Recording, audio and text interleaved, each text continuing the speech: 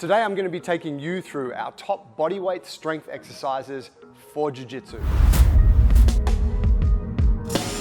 The problem that a lot of our people face is that they don't have access to fitness equipment. So it's hard for them to get their strength and mobility training done when they're at home. Now in today's video, I'm going to be showing you our top exercises using just your body weight that we think are the best for building strength and mobility in BJJ. We're going to be looking at 5 different categories of exercises. So to break it down, we're going to be doing some squatting, some hinging, pushing, pulling, and then lastly some core exercises. And the idea is that I'm going to give you 2 to 3 different variations in each of those categories. From these categories, you should be able to form some really high quality workouts that are going to build strength in the areas where you need it for Jiu Jitsu. In designing this video, I only wanted to choose exercises that didn't require any equipment. And I would say 95% of the exercises we're about to go through don't need any equipment. However, it wouldn't truly be a good expression of bodyweight strength training if we didn't have just a couple of key exercises that do need equipment. Those 2 bits of equipment are, one, a pull-up bar, and then the second is an exercise band or resistance band. So if you don't have those, most of the stuff we're going to look at will be fine. However, if you do have access to a pull-up bar and a resistance band, you'll be able to nail all of the exercises we're going to cover. All right, so first lot of exercises we're looking at are the squatting exercises. And when we're talking about lower body strength, we can break it down into squatting exercises and hinging exercises. Squatting exercises tend to target more the quadriceps, and then the hinging exercises target more of the back, so the glutes, the lower back, and the hamstrings. When I was putting these exercises together, I don't want to give you 150 different things to do right now. So I had to simmer it back to just 3 key exercises. And the ones that I've chosen, some of them may not be intuitively what you would have thought were my first choice. But I wanted to get relevance to Jiu Jitsu. That was an important thing. We want exercises that are going to transfer to the mat. So we've got one drill that's good old-fashioned strength work, and this is single leg strength. This is the shrimp squat. And then we've got my favorite inner hip mobility drill coupled with a bit of strength, which is the cossack squat. And then we've got the last drill, which is actually hopping, single leg hopping. And this builds proprioception, stability, and agility all through the single leg, which is obviously really important for Jiu Jitsu. So let's look first at the shrimp squat. Here's a caveat. If you're new to this game, the very first squat that you want to master is just a regular bodyweight squat. Feet are around shoulder width, knees will push out over my toes. I bring myself down. Notice the arms come up and I keep my back straight and I work here. This is the very basis. This is not included in the video, but if you struggle with any of the drills and you find just that drill hard enough, work with that one. Build up to 3 sets of 40 reps and then you can have a look at the harder stuff. But let's look at the top 3. So the shrimp squat, standing on a single leg, I pull my heel to the butt on the other side. I'm going to start to bring my way down. Knee drives forward, hips drive back, knee touches the floor and I press back up. So this is all single leg strength work happening through here. This exercise is also excellent at building better mobility through my ankles. Now, if you struggle with the ankle mobility on this, you could put a plate or some kind of thin thing like that you can chuck in under your heel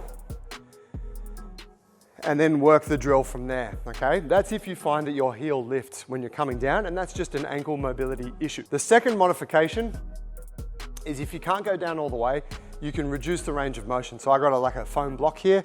I can place that behind, just off to the side. And all I'm gonna do is when I come down, my knee will touch down to the block and I'll come back up. You would ideally use something a little bit sturdier than a foam block, but all that's doing is reducing the height of your repetition. As you get better at it, you can remove the block. Second exercise, Cossack squat. It's an absolute favorite of ours. Builds a lot of lateral strength, but it builds really good mobility through the groin and through the inner thigh, which for a lot of jiu-jitsu players is typically tight. Cossack squat, I'm out nice and wide with the feet. I start to shift to one side. Notice on this leg, I rotate out, keeping my knee locked, and I pull the toes back towards me while squatting down here, okay? I'm now coming up and across to the other side. So I alternate my repetitions. Slow and controlled. Now to make this harder, I can stay low as I transition from left to right. It's very common with this exercise that people will make this mistake. They'll come across and they'll let their knee drop in. So most important thing is as you're coming down, you're driving that knee out over your toes. You want your hip inside your knees, okay? Cossack squat is an absolute favorite. If you struggle with the ankle mobility, you can again put a little chock under your heel, which will allow you to keep better foot connection to the floor. Third drill, this is our lateral hop. Now we've got a bunch of different ways we can hop, but let's just look at my favorite version, which is the lateral hop. So real simple here, I'm standing on one leg, and all I'm gonna do is have an imaginary line down on the floor here. Depending where you are, if you've actually got a line that you can use, like I've got this joint in between the mats, this is super handy, but it's not facing the camera, so we work without it. But all I'm gonna do now is move to the other side. So I'm hopping and I stabilize, I catch my landing.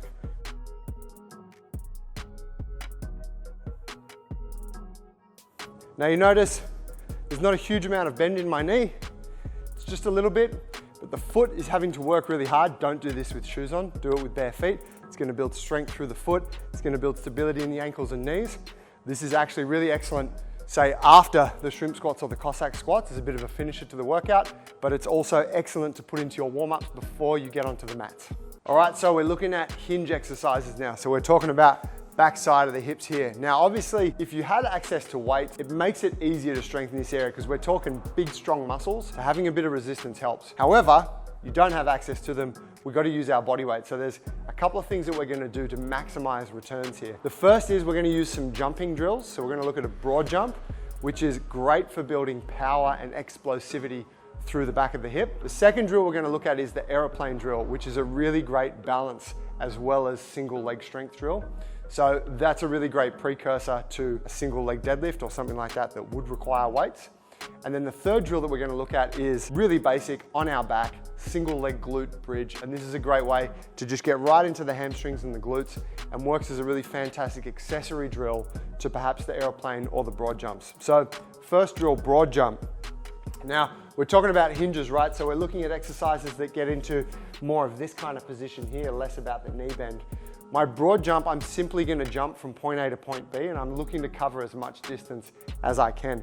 My setup is very intentional. My feet are around hip to shoulder width, pointing straight ahead.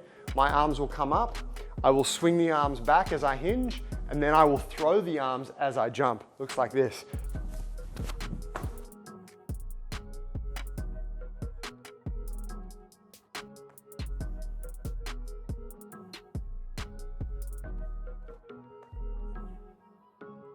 Now you notice, I'm trying to be very fast with my arm swing. They come up with control and then they're fast on the way through. We're looking for explosive action here. So it's important that I think fast as I work through this drill. If you have some mobility issues or perhaps any pre-existing injuries in the lower body, this exercise might not be appropriate for you. And you could scale it back by just working a simple hinge here, okay? You're probably gonna need to do a lot of reps of that. You could build up to 20, 30, 40 repetitions, and I guarantee you're gonna feel that through the back of the hips. Second exercise, the aeroplane. So the emphasis on the aeroplane drill is more about stability because I'm now standing on one leg. So you'll notice what I'm gonna do here. I'm gonna keep this leg more or less straight. There can be a little bit of knee bend. I'm gonna keep my back or my spine nice and long, and I'm gonna hinge through the hips while reaching my arms out to the side. Notice I've reached out through my back leg, and then I return. Balance is most definitely a big factor in this drill. And single leg balance work transfers to Jiu Jitsu really well. Think about defending takedowns, someone's in on a single, you're hopping around on one leg. It's a really important position just to be comfortable in and have some basic strength and readiness for. Now the main mistake we'd see with this would be a turning out of the hip. So I'd be coming down, but I'd be rotating out through the hip. It's not the end of the world, but you're sort of compensating in order to find a position of balance. What I want to think is that my hips will stay square the whole time. So as I come down, my hips are still parallel to the floor. They haven't rotated, okay? And returning to the top. Obviously you got to do your reps, both the left and the right side. Third drill, single leg glute bridge. I'm going to hop down to the floor. I'm on my back and I'm going to bring this heel or this foot to the ground. This leg can stay pulled in towards my chest. My hands can brace. Just here, notice I use my fingertips on the floor, not my whole hand, because essentially I don't want to take the work too far away from this working leg. I'm going to get some tension through my abs. So I'm gonna pull my rib cage down and brace, and then I'm gonna press into the floor through my heel and return nice and slow. The butt will gently touch, press back up.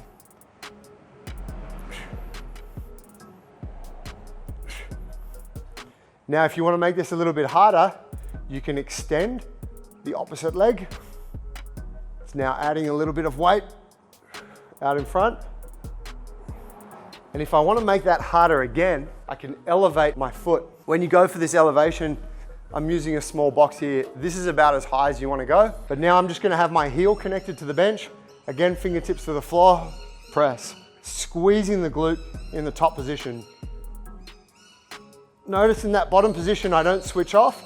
I stay tight, press back up into my next rep. All right, so now we're looking at pressing exercises. There's a firm favorite here, which is the push-up. Now, push-up is usually done incorrectly. So those crappy push-ups that you do in your warm-ups at the academy, don't do those. Let's try and do them nicely. When we do them that way, you get all of the benefits of the push-up, which is the strength and the mobility, the development of the upper body, but also a little bit of core strength in there. The first version we're gonna look at is a deficit push-up, slightly more advanced than the regular one. So just as like a prerequisite, let's just look at like super quick.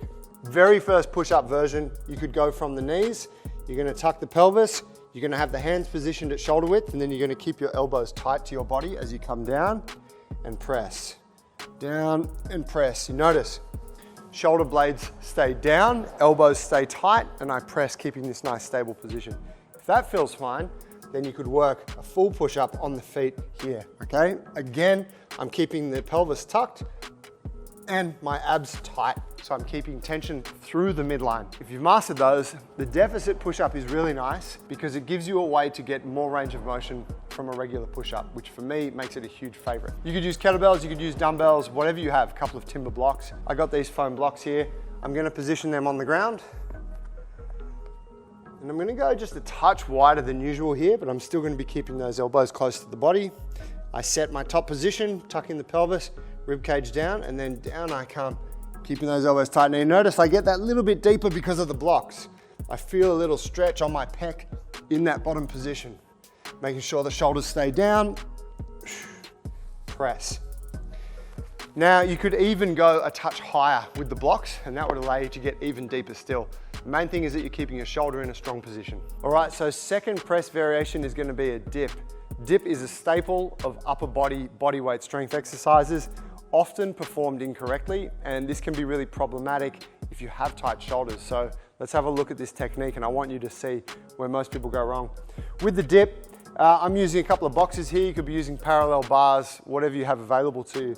The main things that we're looking for, and right now my feet are on the ground because I'm not trying to load it while I show you the technique, but I'm gonna start by pushing my shoulders down, and as I descend, my hips will push back and my shoulders will move forward.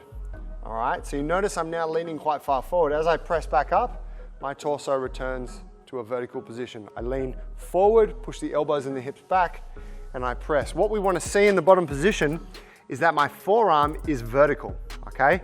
The common mistake we see is that people just go straight down without leaning through the torso, and this forces the shoulders to round and protract, and it pushes them into generally a pretty awkward position where most of us aren't that strong. It can cause shoulder problems. So the variation we're working is gonna build really nice, strong shoulders. So again, now I'll take my feet off the ground so you can see it with a bit of load. Shoulders down, leaning forward, press. Leaning forward, press. All right, that's our body weight dip. All right, third press exercise, all you need is a piece of wall space. Now, we're gonna be looking at a handstand hold. We're not trying to become handstand masters, but the beauty of this is that your body weight acts as the resistance while you have to support yourself using a strong shoulder and elbow position. This builds really great strength and awareness, as well as mobility through the shoulder, the upper back, and also the arms. Now, we're gonna start with the easiest variation. I'm gonna keep my hands just outside of shoulder width for all of these. If you're really tight in the shoulders, you can go a little bit wider, but generally speaking, we want to try and stay at shoulder width, okay? And I want my scapula or my shoulder blade to be pushed up the whole time. So I'm looking for that elevation, all right? So if you look, when I'm in a scapular elevated position, you can see that my shoulders are almost touching my ears, versus when they're down, you can see that they're not, and I've got this exposed neck, never expose your neck. So I wanna have my shoulders up the whole time, ideally, all right? This is what we're aiming for. So, hands to the floor. This is the first variation. I'm, about a meter out from the wall. I don't know what that is in inches for our American fan, but you guys can figure that out. I set my shoulder position, I bring my feet to the wall, and then all I wanna do here, if I feel confident to, is press off the wall and then open my shoulders and stick my head through.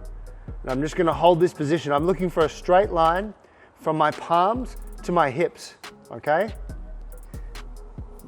You would hold that for 30 to 60 seconds. Once you feel strong enough with that, you start to build the variation up. We're gonna open out to the wall. So second variation would be, start here.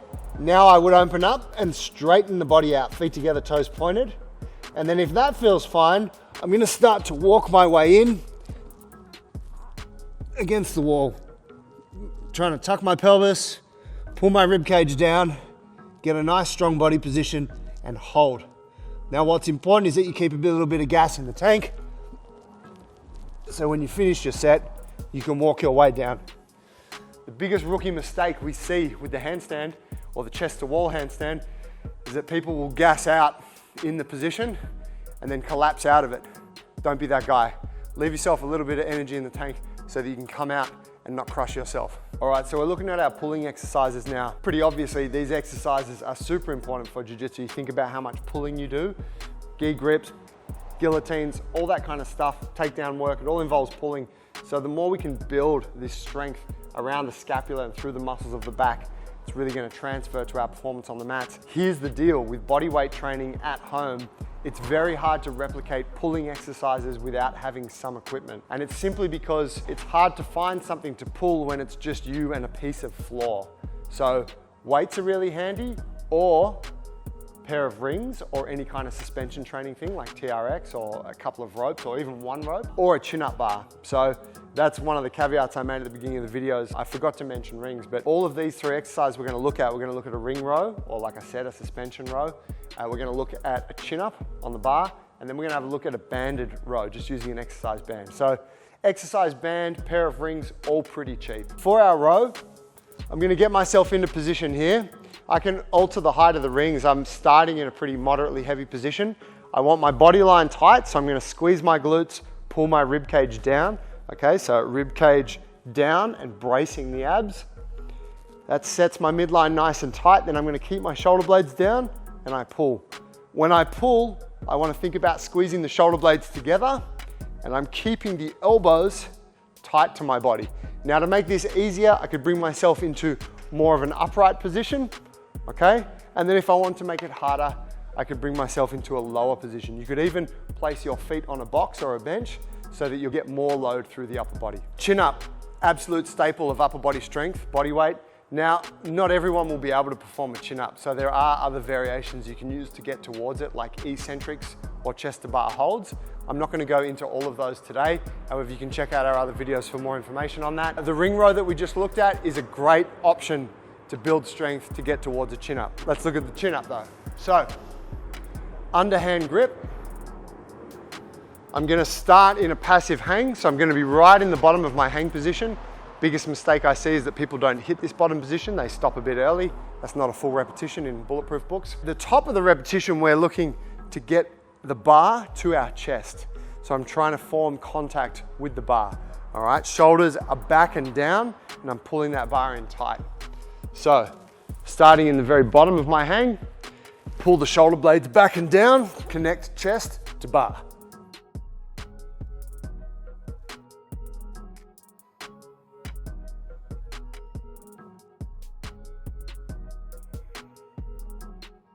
We want those repetitions, like everything here, we want the repetitions on our chin up and any of our really strengthy exercise, not so much the jumping stuff, but we want to be slow and controlled. This is maximizing time under tension. This is building strength not only through the muscles, but also through the ligaments and the tendons.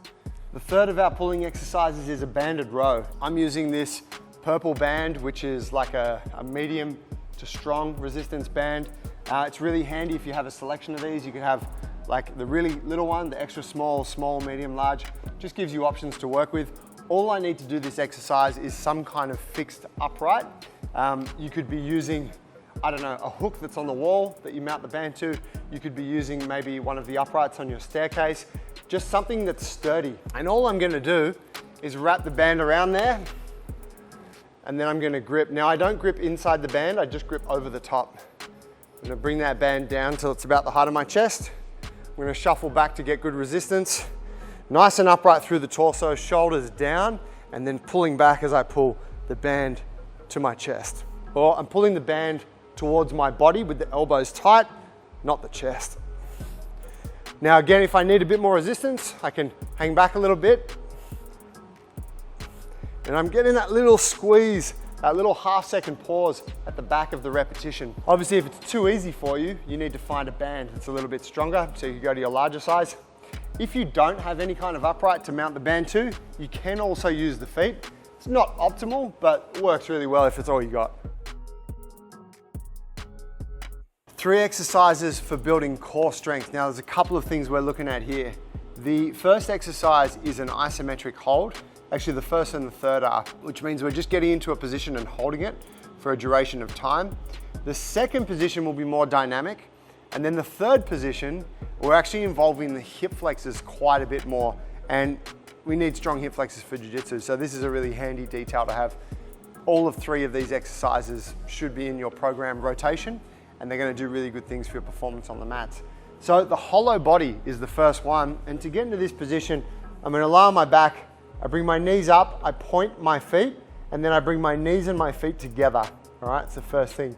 Now what I wanna do is think about this bottom of my rib cage, and I wanna pull my rib cage into my hips, and that will lift my upper back off the floor. All right, so my abs are braced, that's what's holding me in this position. I bring my arms to the side, I tuck my chin and take my eyes up. This is a tuck hollow body. Now, if you wanted to make this a little bit harder, you could straddle the legs. Notice I'm still keeping the position here, arms on the inside. And if I want to make it harder again, I straighten the legs, and then harder once more, I bring the arms overhead, okay? So each time I do that, I'm increasing the length of the lever, and it's making the position more challenging right here through the front of the core. Now, the mistake with this is that you will lose, or you might lose the position, the belly will stick out and the back will lift off the floor. At this point, you've lost the tension through the abs and you've fallen out of the position. So it's really important. We keep the rib to hip strong, upper back stays off the ground, lower back is actually pressed firmly into the floor, and I'm maintaining that shape while I hold the position. Taking the hollow body, adding some more movement into it. Now we're gonna look at bicycles, which is an old favorite of mine. This is an old crunch variation, but if we can tie in the hollow body hold to it, it becomes brutally effective. I'm going hollow through the midline here. I'm gonna go hands to the side of the head, not cradling the back of the head, but just fingertips on the back side of the ears. And then I'm going to connect opposite elbow to knee and straighten the other leg. All right, and then I swap. Notice I have the hollow shape going on through the midline. So lower back pressed into the floor, stretching out the opposite leg. All right, last drill, we're looking at an L sit. Now, this is a tough exercise, but it is absolutely one of my favorites. And like I was saying before, we're getting a lot of hip flexors as well as ab strength when we do this. Keep in mind the mobility of your hamstrings, your calf, all this on the back of the body will affect your ability to get into this position. So if you are a little bit tight through there, you might need to bend the knees, but the ideal position is that the knees are locked and the feet are pointed. So for my L sit, I prefer to use a couple of blocks. You could use parallel bars, you could use 2 seats, anything that allows you to elevate yourself. And keep in mind, these blocks are pretty small. I have a semi-decent L sit, so this is all right for me. But if you're newer to this, you are gonna need to be on something higher. I'll show you why. Blocks on the floor, hands on the blocks, shoulders will press down and the elbows are locked. I'm gonna pull my knees to my chest and then straighten the legs and hold, keeping the shoulder blades pressed down. So you can see what's happening there. A lot of work through the abs, a lot of work through the hip flexors, the quads, You might actually feel your quads cramp if you're doing this exercise for the first time. Most important thing with my shoulder positioning is that the shoulders stay down. The main mistake we'd see is that the shoulders lift up, and this is not a strong position to have our shoulders in when we're doing an L-sit. Now, like I said, if you're new to this, you are gonna need to be on something higher than the blocks, but what you can do is actually just bend the knees, pull them into the chest, and hold here. You could work that for sets of 20 seconds or thereabouts, and as you become more comfortable in the position, you can look to straighten your legs. So we've just looked at some of our best picks for bodyweight exercises that you can do at home that are gonna make you stronger on the mats. Probably wondering how you can put these together into a workout, and I'm gonna give you a couple of simple templates you can follow. First place to start would be pick one exercise from each category. So one pull, one push, one squat, one hinge, and one core exercise. Complete 4 to 5 sets of each exercise, and you could just do exercise 1, do all your sets, exercise 2, move through like that, and the workout's done. The other option is that you could choose something that's perhaps maybe more biased towards the lower body or the upper body. So you could say, I'm gonna do 5 sets of all 3 hinge exercises and 5 sets of all 3 squat exercises. That might be your workout, and then tomorrow you can do the upper body. It doesn't really matter, so have a bit of fun with it, mix and match, play around. What's important is that over, say, a week or a 10-day period, you are getting exposure to all of these exercises. And if you can do that consistently for at least 3 to 6 months, you will notice really substantial strength and mobility gains. I'll put some examples of what I just mentioned into the comments below. So there'll be a couple of different workouts you can follow there, and you can sort of use that as a way to frame how you do your training. If you want more help with this and you want to know how you can structure exercises like these and more into a program that's really easy to follow and is going to make you super strong and athletic for Jiu-Jitsu, go to bulletproofforbjj.com and sign up for a free trial. You'll find that in our members site, you have access to multiple different programs to build strength and flexibility for Jiu-Jitsu. Specifically, if you are working out from home, we have the home gym program as well as the mobility foundation. Both of those programs require very little equipment, and you can start working on them right away. 2 days of strength training per week, a little bit of mobility before and after Jiu-Jitsu, and you can add that in on top of your already pretty busy Jiu-Jitsu schedule, and you will become stronger on the mats. Go to bulletproofforbjj.com and start your free trial today.